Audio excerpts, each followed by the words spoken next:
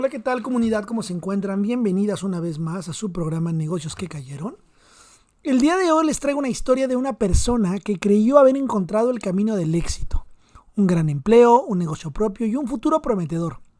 Pero cuestión de horas perdió casi todo. Esta es la historia de cómo un sueño empresarial se convierte en una pesadilla. Y de la lección que solo se aprende cuando se toca realmente fondo. A esta historia hemos titulado El peor momento para emprender en la historia. Comenzamos. No fue la pandemia la que quebró mi negocio, fue el silencio. El silencio que llega cuando abres la cortina de tu local a las 7 de la mañana y te das cuenta que nadie va a entrar. Pero para entender cómo terminé ahí, primero tengo que regresar muchos años atrás, porque durante mucho tiempo yo era el ejemplo perfecto del éxito. Trabajaba en una empresa importante en el sector financiero en la Ciudad de México.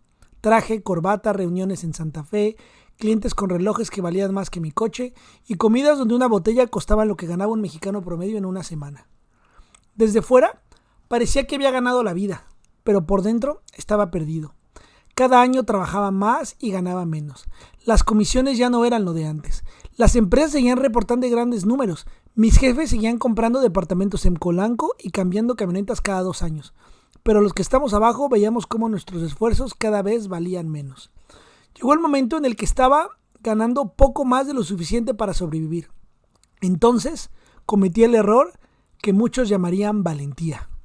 Renuncié. No porque odiara mi trabajo. Renuncié porque estaba convencido de que podía construir algo mejor. Toda mi vida había trabajado en cocinas, fondas y pequeños restaurantes. Desde adolescente lavé platos, preparé tortas, atendí clientes y cargué cajas de refresco. Además entendía de finanzas, impuestos y administración. Sentía que tenía todas las piezas, solo necesitaba la oportunidad. Encontré una tortería con muchos años de historia en una buena zona de la Ciudad de México. Los antiguos dueños prácticamente la habían abandonado. Pensé que solo necesitaba disciplina. Pensé que bastaba con trabajar más que todos. Qué equivocado estaba. Los primeros meses fueron una locura. Antes de que saliera el sol, y muchas veces salía cuando ya era de madrugada. Era el dueño, pero también era el cocinero, el cajero, el repartidor, el contador, el que destapaba el drenaje cuando se tapaba y el que llevaba a los baños cuando algo hacía falta. Trabajaba 90 horas por semana. Mientras mis amigos subían fotos de vacaciones en Cancún, yo celebraba si alcanzaba a sentarme 10 minutos para comer una torta mal hecha porque era lo único que había sobrado. Después de 2 años y medio, algo cambió. Por fin tenía algo estable. Ya no trabajaba 90 horas, trabajaba solo 70. Y lo digo así porque cuando eres emprendedor, 70 horas llegan a sentirse como vacaciones. El negocio apenas lograba pagar la renta, los sueldos y los proveedores. No había ganancias, pero había esperanza. Más del 70% de los ingresos venían por desayunos y comidas a oficinas. Empresas completas nos hacían pedidos todos los días. Pensaba que solo necesitaría 3 años más. 3 años más y habría valido la pena. Mientras tanto, mi esposa cargaba un peso que nunca le correspondió.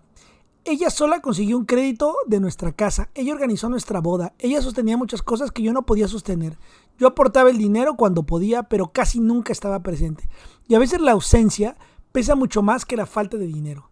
Entonces llegó marzo del 2020. Recuerdo perfectamente ese viernes. Mi teléfono no dejaba de sonar. Al principio pensé que era un viernes de un día de buena venta, pero cada llamada era de cancelación. Una empresa, luego otra, después otra, y en menos de 2 horas había perdido más del 70% de todos mis ingresos. No fue una crisis lenta, no tuve tiempo de reaccionar. Fue como ver a alguien apagar el interruptor de mi vida. El lunes siguiente seguía abriendo el negocio, las mesas estaban limpias, la comida lista, los empleados esperando clientes, pero nadie llegaba. Era como si la ciudad hubiera desaparecido. Entonces entendí algo muy doloroso. No importa qué tan bueno seas administrando, no importa cuánto trabajes. Hay tormenta que ningún negocio pequeño puede soportar. Cancelé la renovación del local, vendí lo que pude, cerré antes de perder absolutamente todo. Y aunque dolió, fue la mejor decisión que pude tomar.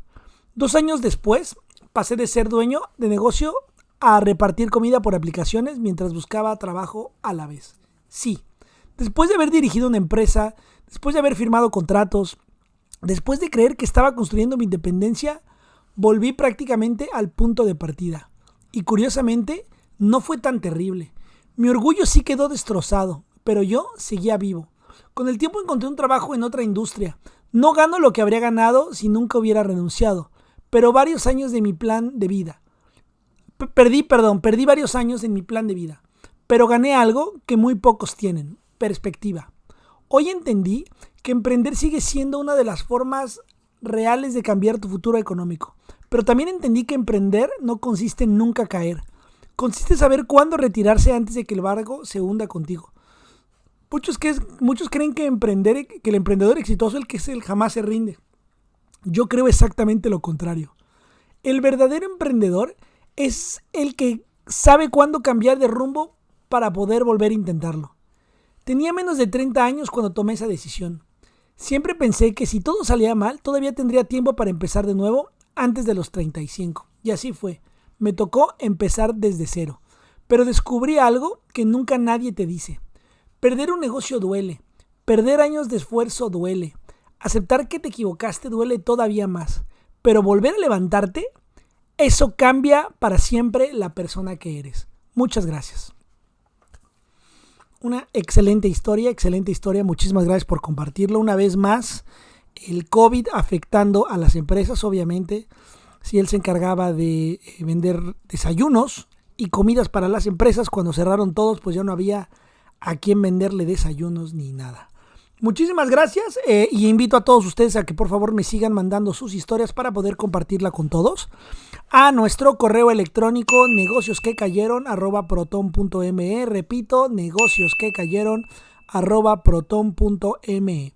Sin más por el momento, agradeciéndole a todos y como siempre, gratitud.